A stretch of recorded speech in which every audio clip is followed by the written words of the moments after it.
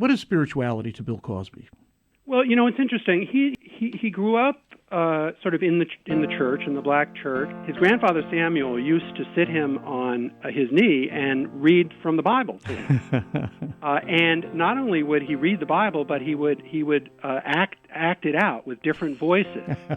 And so, if you ask Bill Cosby, who taught him how to be such a great storyteller, he'll say, my grandfather Samuel. Wow. And it wasn't an accident that the first routine that he became famous for was Noah. I was just wondering, what would be the effect of an ark on the average neighbor? Now, here's a guy going to work 7 o'clock in the morning, Noah's next door neighbor, and he sees the ark.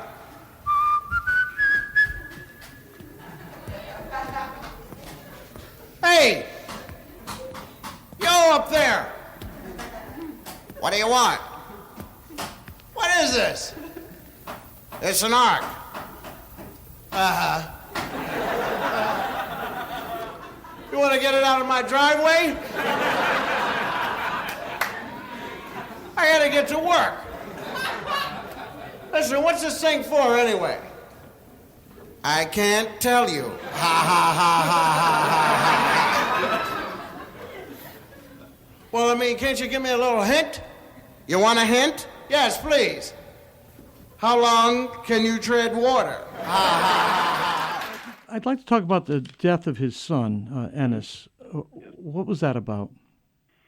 Well, it's really a tragic story. So, Cosby had only one son, and he always wanted a son, and he had a difficult relationship with his own father, so I think it meant a lot to him that he could do better as a father. Mm-hmm. And so finally, his third child is a son, and he's this incredibly sweet-natured, handsome kid, but he struggles in school. Yeah. He was a bad student. And it led to a lot of tension with his father, who was very frustrated because, of the importance that he gives to education. Sure.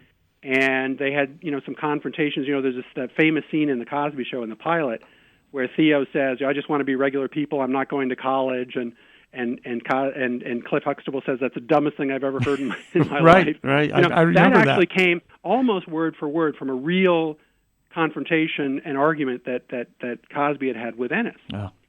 So Ennis is, when he gets to college, he's finally diagnosed with dyslexia, and he takes special classes in kind of, how dealing with learning disabilities. He graduates on the dean's list, and he goes to Columbia Teachers College to get a doctorate and with the goal of devoting his life to helping other people with learning disabilities. He's on vacation in Los Angeles visiting a friend, and he gets a flat tire on the San Diego freeway, pulls over to an access road, and while he's changing a tire, he gets shot by, and it turned out to be, it took several months for them to catch the killer, but it was this 19-year-old sort of delinquent. In reading at the funeral of Ennis, he offers a prayer. We now want to give praise to God for allowing us to know Ennis, not for giving him to us, but just for letting us know him. Now please bow your heads and give praise to God, and when you're finished with your prayers, bring your heads up.